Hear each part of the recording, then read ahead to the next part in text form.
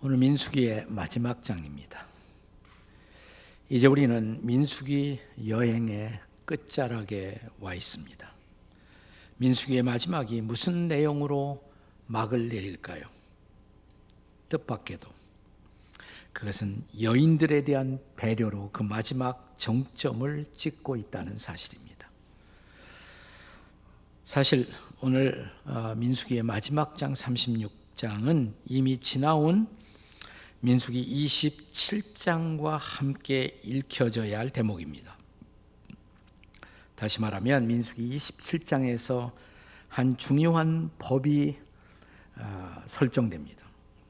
그런데 마지막 장은 그 법을 보완하기 위한 장이라고 할 수가 있습니다. 그 법의 정체는 여인들의 상속법이었습니다. 사실 이스라엘 백성들이 광야를 여행하고 있을 동안에는 상속에까지 신경을 쓸 여유가 없었습니다.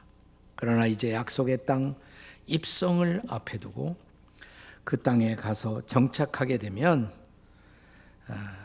어떻게 땅을 나누고 살 것인가, 기업 분배에 대한 정책이 가르쳐지는 이 시점에서 한 가문이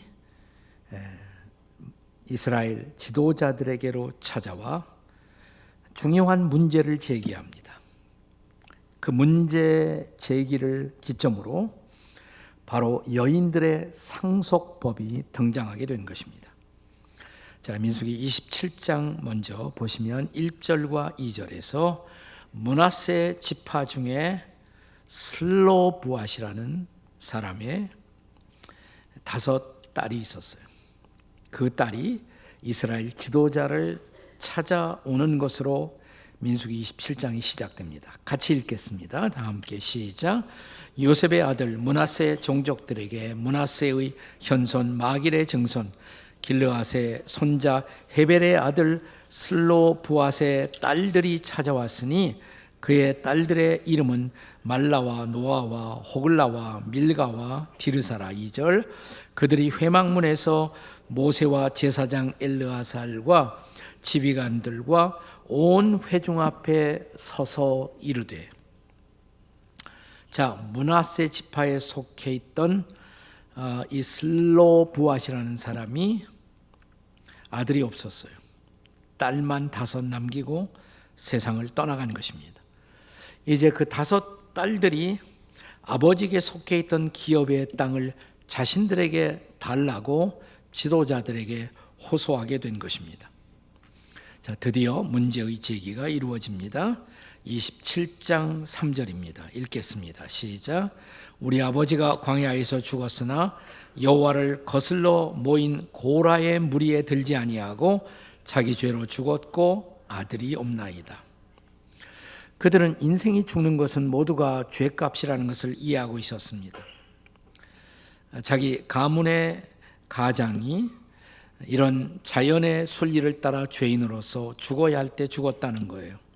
그러나 광야에서 발생한 하나님을 향한 반역, 또 지도자 모세를 향한 반역, 그 반역의 당파였던 고라당에게는 우리가 가담하지 않고 우리 아버지는 자연사했습니다 라는 것을 표현하는 것입니다.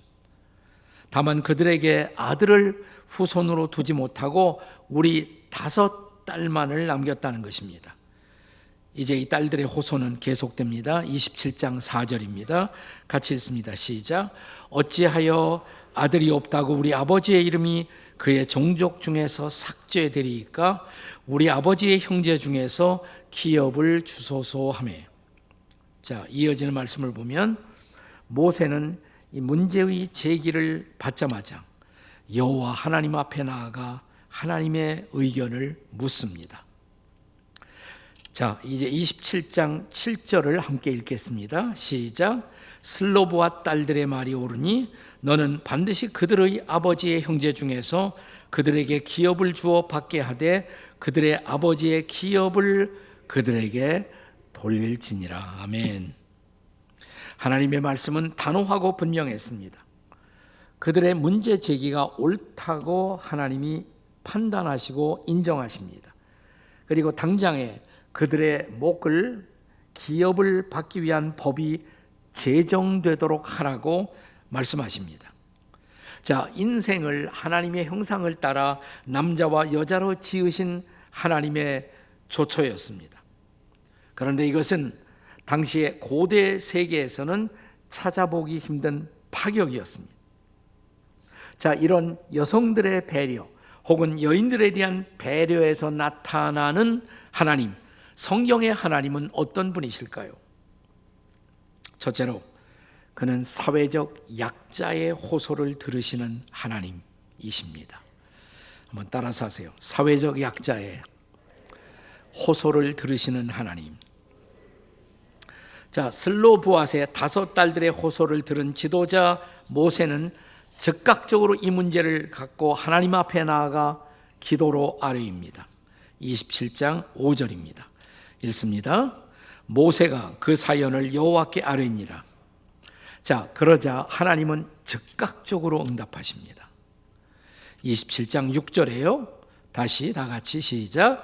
여호와께서 모세에게 말씀하여 이르시되. 뭐라고 말씀하셨을까요? 27장 7절입니다. 읽습니다. 슬로브앗의 딸들의 말이 옳다. 네. 비록 여인들의 호소이지만 그런 문제의 제기는 당연하고 타당한 것이라고 하나님이 판단하고 인정하십니다.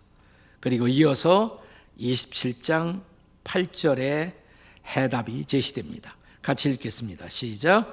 너는 이스라엘 자손에게 말하여 이르기를 사람이 죽고 아들이 없으면 그의 기업을 그의 딸에게 돌릴 것이요. 아멘. 여성들 아멘이십니까? 별로 아멘이십니까?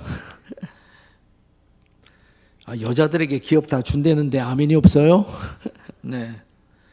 주저 없이 명쾌하게 여인들에게도 상속의 권리가 있다라고 하나님이 선언하시는 장면입니다.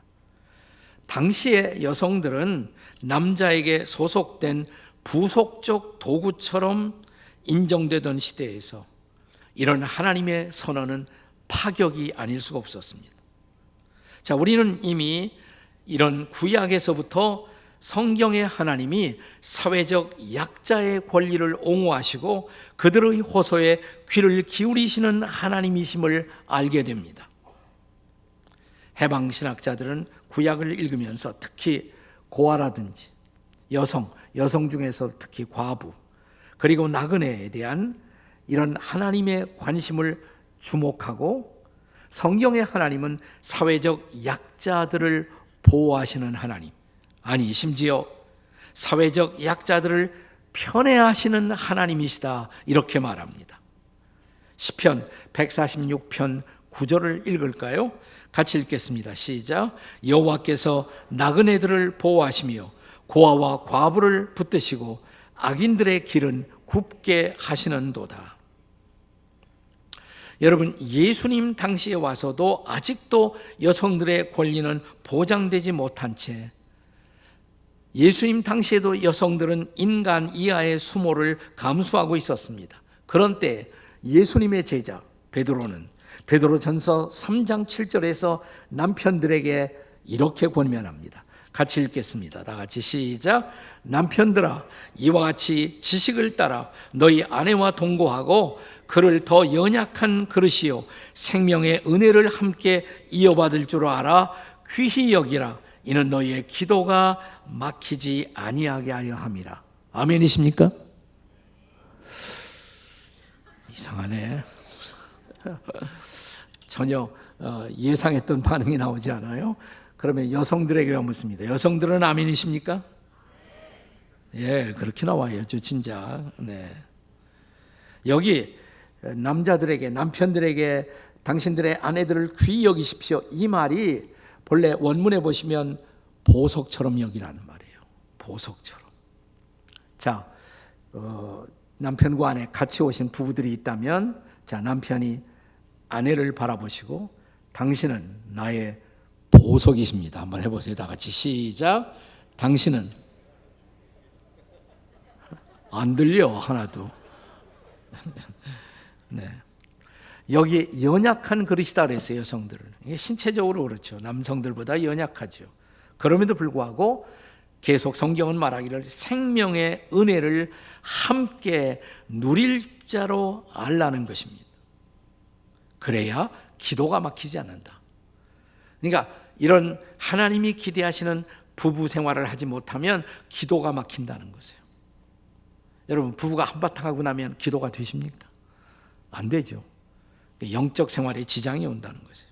그래서 부부의 건강한 영적 생활을 위해서도 부부 관계의 건강한 소통과 연합은 무엇보다 중요하다는 것입니다.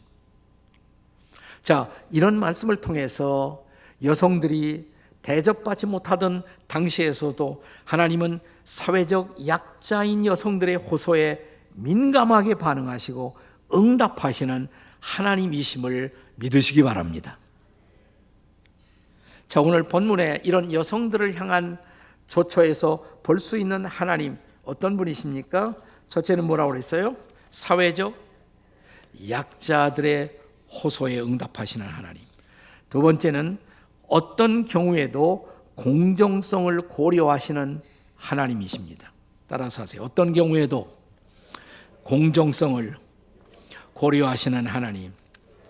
자, 우리는 이미 민수기 27장에서 여인들을 배려한 상소법의 제정을 하나님이 편들어 주시고 허락하시는 것을 보았습니다. 그러나 이제 민수기 마지막 장 36장에서 이런 법에 대한 추가적 이의가 제기되는 것을 볼 수가 있습니다. 자, 36장 3절과 4절입니다. 같이 읽겠습니다. 시작. 그들이 만일 이스라엘 자손의 다른 지파들의 남자들의 아내가 되면 그들의 기업은 우리 조상의 기업에서 떨어져 나가고 그들이 속할 그 지역의 지파의 기업에 첨가되리니 그러면 우리같이 밑뽑은 기업에서 떨어져 나갈 것이요 이스라엘 자손의 희년을 당하여 그 기업이 그가 속한 지파에 첨가될 것이라. 무슨 말이냐면 므낫세 지파에 속하였던 여인들이 시집을 가잖아요. 근데 다른 지파에 시집을 가면 자, 그 여인들이 아버지를 통해서 자기에게 받아야 할 기업, 그 몫이 다른 지파로 넘어가지 않느냐, 결국. 이것은 아버지께로부터의 상속된 몫으로 분배받은 기업이 다른 지파의 자산으로 넘겨지므로 자, 하나님이 그 약속의 땅에 들어가기 전에 이스라엘 12지파의 땅을 제비 뽑아 분배하셨잖아요. 제비 뽑는 것이 그 당시에 어떤 공정성을 담보하는 당시로서는 최선이었단 말이죠. 그런데 이렇게 자, 한 딸이 자기가 받을 몫을 가지고 시집을 가서 다른 지파로 그 땅이 넘어가면 본래 균등하게 땅을 나누고자 했던 공정성이 훼손되는 것이 아니냐라는 문제의 제기예요. 타당한 제기죠. 자, 그래서 결국 어떤 해결에 도달했습니까?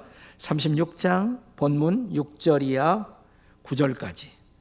자, 먼저 우리가 6절 읽고 그 다음에 8절 9절 한번 같이 읽도록 하겠습니다. 다 같이 시작. 슬로브앗의 딸들에 대한 여호와의 명령이 이러하니라. 이르시되 슬로브앗의 딸들은 마음대로 시집가려니와 오직 그 조상 지파의 종족에게로만 시집갈지니. 8절. 이스라엘 자손의 지파 중 그 기업을 이은 딸들은 모두 자기 조상 지파의 종족되는 사람의 아내가 될 것이라. 그리하면 이스라엘 자손이 각기 조상의 기업을 보존하게 되어 9절. 그 기업이 이 지파에서 저 지파로 옮기게 하지 아니하고 이스라엘 자손 지파가 각각 자기 기업을 지키리라. 그러니까 마음대로 시집갈 수 있지만 자기 지파 안에서 시집가라 이 말이죠. 그러면 다른 지파로 땅이 넘어가는, 그래서 본래 균등한 기업 분배의 공정성이 훼손되지 않고 유지하게 만드신 것입니다. 결국 사랑하는 여러분, 오늘날도 우리 사회가 직면한 최고의 딜레마가 있다면 우리가 개인의 자유를 희생하지 않으면서 어떻게 개인 상호간에 혹은 집단 상호간에 우리 사회가 공정성을 유지하며 사회가 굴러갈 수 있느냐는 문제죠. 성경은 결코 개인의 자유를 희생하거나 억압하면서 억지로 공정을 담보하려는 사회주의적 발상을 지지하지 않습니다. 하지만 성경은 동시에 자유를 구실로 해서 인간의 무제한 탐욕으로 공정성이 무너지는 자본주의적 발상도 지지하지 않습니다. 성경은 자유민주주의를 편들지만 그렇다고 자본주의를 꼭 편드는 것은 아니에요. 성경은 결코 빈부 차이가 극대화되는 사회를 이상적으로 보지 않습니다. 잠언 30장 8절과 9절에서의 잠언 기자의 기도를 혹시 기억하세요? 한번 같이 읽어보세요. 다 같이 시작. 나를 가난하게도 마옵시고 부하게도 마옵시고 오직 필요한 양식으로 먹이시옵소서. 혹 내가 배불러서 하나님을 모른다 여호와가 누구냐 할까 하며 혹 내가 가난하여 도둑질하고 내 하나님의 이름을 욕되게 할까 두려워함이니이다. 아멘? 정말 아멘이십니까? 그러니까 성경은 뭐예요? 배가 불러서 하나님을 필요로 하지 않는 사회, 성경적 사회가 아니라는 거예요. 그러나 동시에 너무 가난해서 도둑질할 수밖에 없는 사회, 이것도 성경이 지향하는 사회가 아니라는 것입니다. 그렇다면 빈부 차이의 갭과 딜레마를 어떻게 그리스도인들은 극복할 수가 있을까요? 하나님이 우리에게 주신 자유를 훼손하지 않고 하나님의 그 사랑과 은혜를 받게 하시고 그 은혜와 사랑을 경험한 사람들이 주변의 가난한 자들을 돌아보며 필요를 공급하는 것으로 사회적 불평등의 딜레마를 해결하고자 했습니다. 어느 정도 초대교회에서 그게 해결이 됐어요. 1세기에 볼 수 있는 교회의 모습이었습니다. 예컨대 고린도후서 8장 14절을 보시기 바랍니다. 고린도후서 8장 14절 같이 읽겠습니다. 시작. 이제 너희의 넉넉한 것으로 그들의 부족한 것을 보충함은 후에 그들의 넉넉한 것으로 너희의 부족한 것을 보충하여 균등하게 하려 함이라. 어떻게 균등성을 어느 정도 따라잡을 수가 있을까? 어떤 사람이 너무 넉넉하게 하나님이 주셨어요. 내가 필요한 것보다 훨씬 더 많이 주셨단 말이죠. 그가 하나님의 사람이라면 이렇게 생각해야 한다는 거예요. 왜 이렇게 넉넉하게 주셨을까? 내 주변에 가난하고 힘든 이웃들을 돌아보라고 주신 것이 아닐까? 그래서 그것을 나눌 수 있어야 한다는 것이에요. 자유 가운데서. 또 살다 보면 우리가 모자랄 때도 있어요. 그랬을 때 우리의 사랑하는 형제들과 자매들, 이웃들을 통해서 공급받는 것을 부끄러워하지 말아야 한다고. 초대교회에 이런 유무상통이 어느 정도 가능했습니다. 그러니까 결국 해답은 뭐예요? 성도된 우리가 하나님의 사랑의 지배를 받아서 우리 주변의 가난한 이웃들을 끌어안고 함께 살고자 하는 선의의 의지가 우리에게 있느냐는 것입니다.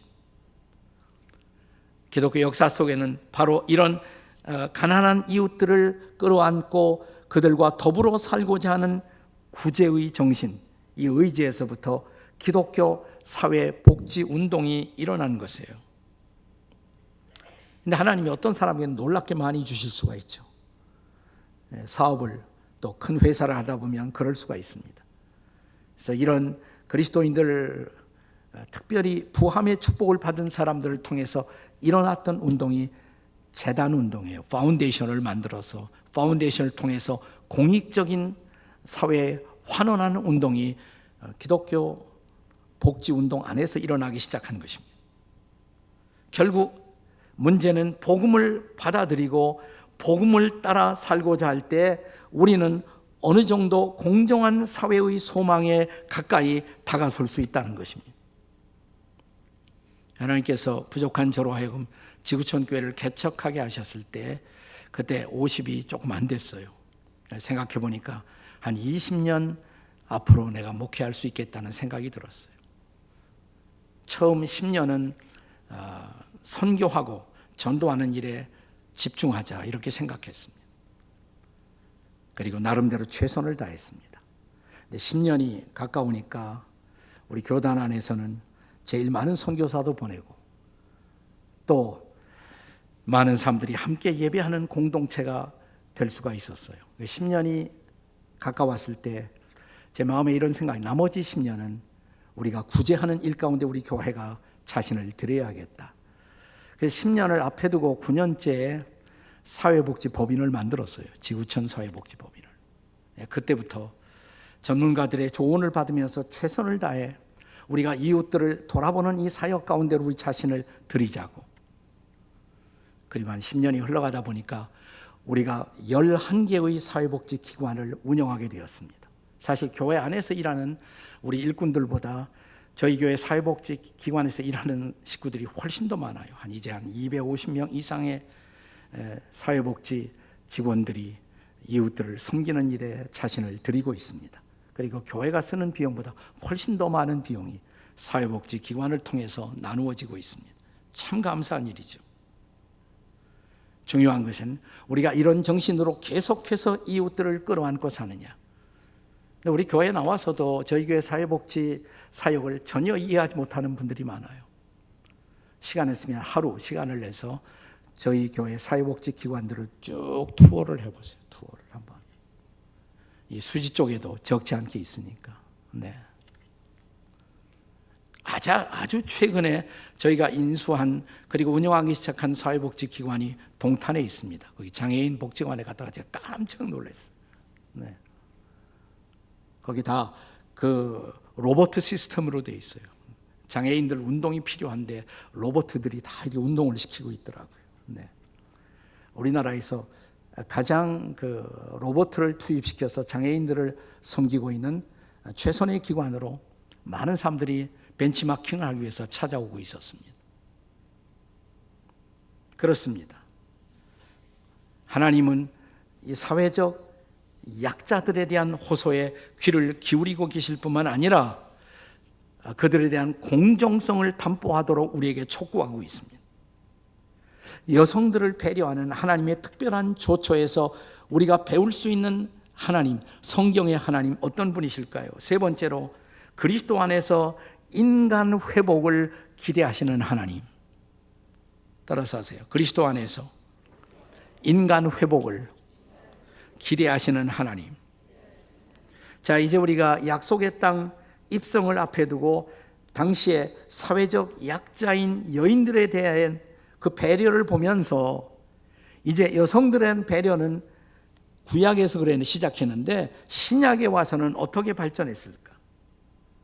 신약, 새로운 언약 아래서 하나님은 여성들을 어떻게 보실까?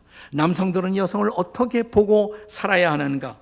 그 하나님의 기대를 가장 잘 축약하는 신약의 놀라운 구절이 있어요. 객관적인 사람들까지도 이 성경의 구절 때문에 결정적인 여성 해방이 이루어졌다고 판단합니다. 그 말씀이 뭐냐? 갈라디아서 3장 28절이에요. 갈라디아서 3장 28절. 우리 다 같이 읽겠습니다. 시작. 너희는 유대인이나 헬라인이나 종이나 자유인이나 남자나 여자나 다 그리스도 예수 안에서 하나이니라. 아멘. 이건 비단 여성 회복뿐만 아니라 인간 회복, 총체적인 회복에 결정적으로 기여한 말씀이에요.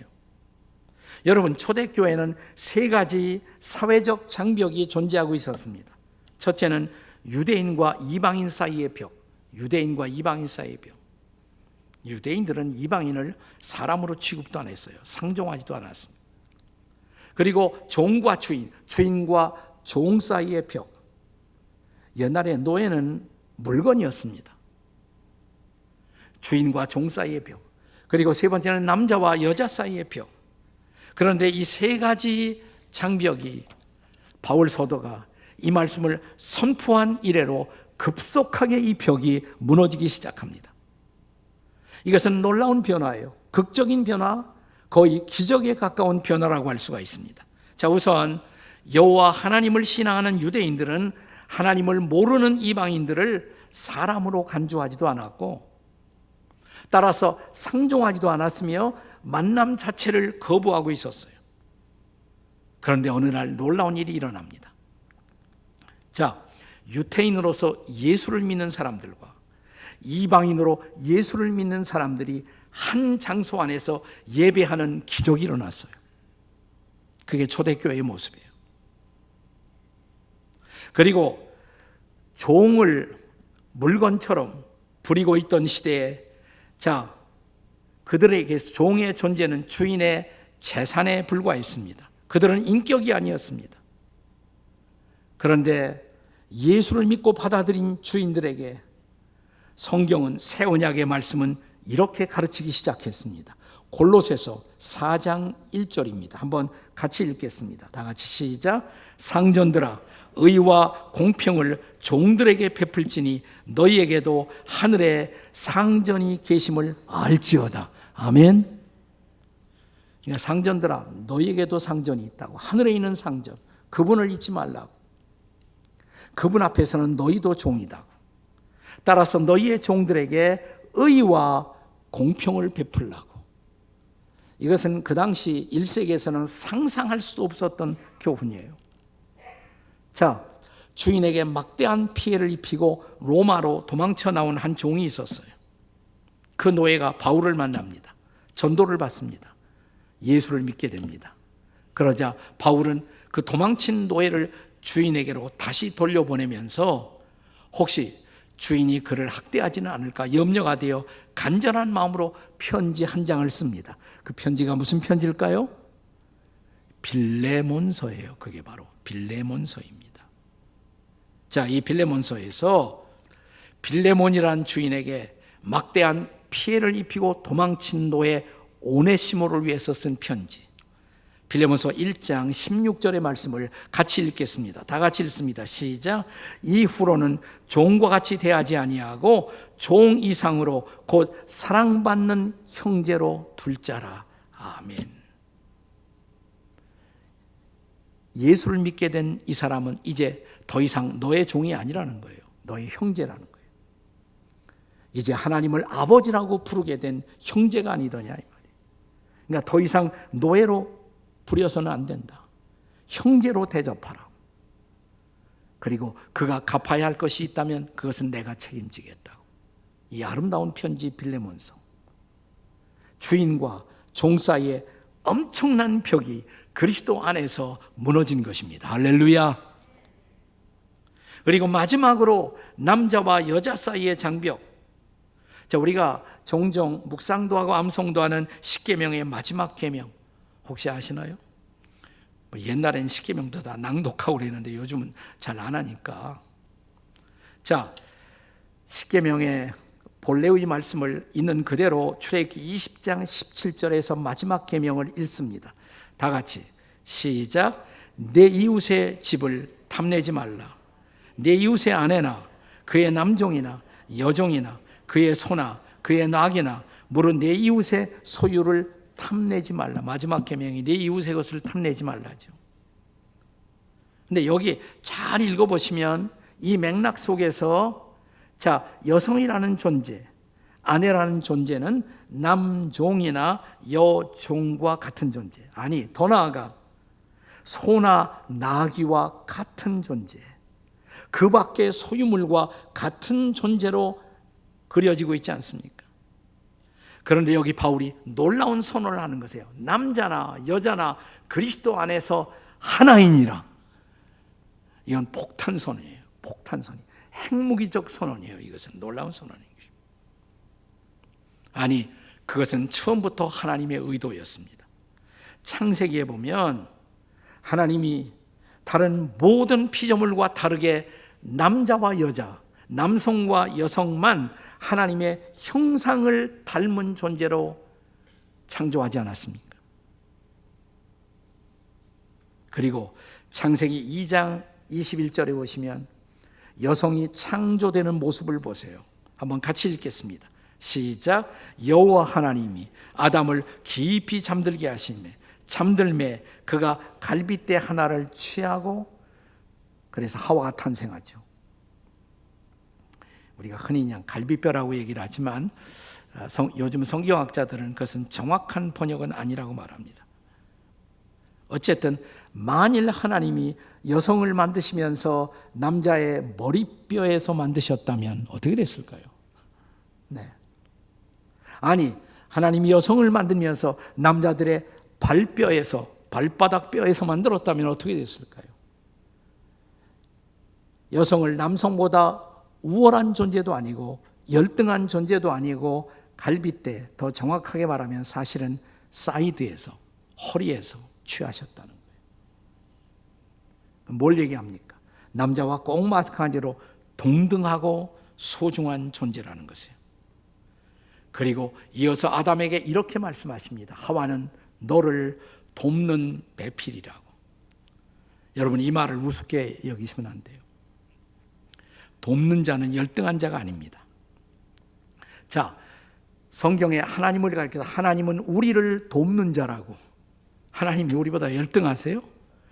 하나님은 우리를 도우시는 분이라고. 돕는 자, 똑같은 단어예요. 여기 돕는 자가.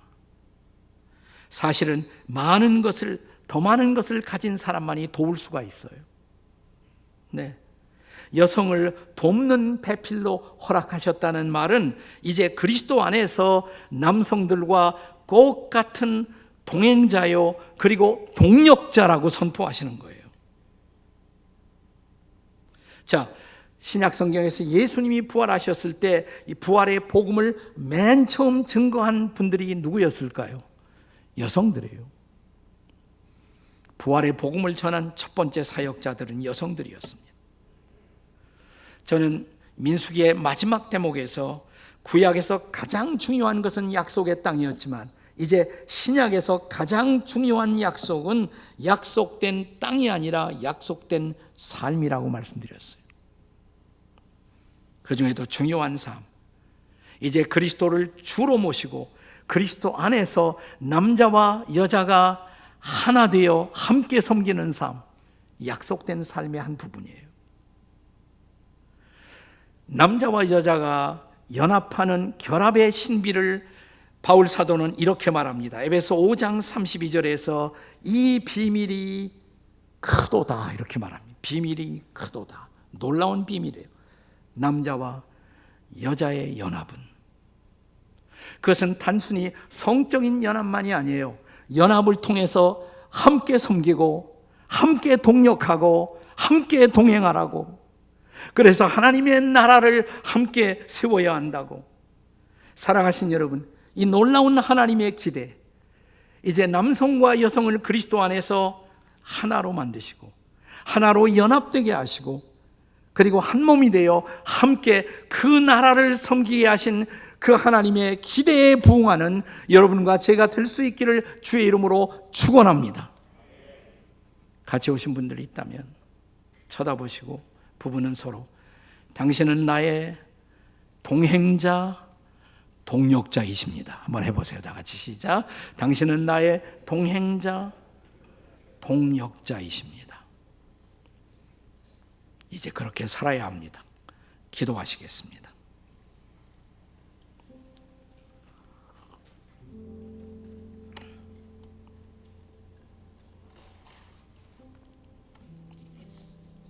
아버지 하나님, 인생의 광야에서 한 남자와 한 여자가 만나 사랑하게 하시고 부부되게 하시고 하나 되게 하신 이유, 이제 함께 하나는 나라를 세워야 한다고. 그 나라를 높이고 그 나라를 드러내고 그 나라를 증거해야 한다고. 더 이상 내 안에는 연약한 그릇이 아니라 나의 동력자임을 기억하게 하시고 더불어 함께 하나님이 우리를 부르시는 그날까지 그렇게 동력하며 살아가는 부부가 되게 해 주시옵소서. 성령의 놀라운 능력으로 우리를 다시 한번 인쳐주시고 연합시켜 주시고 함께 손잡고 인생의 남은 날들을 믿음으로, 희망으로, 사랑으로 걷게 해 주시옵소서. 예수님의 이름으로 기도합니다. 아멘.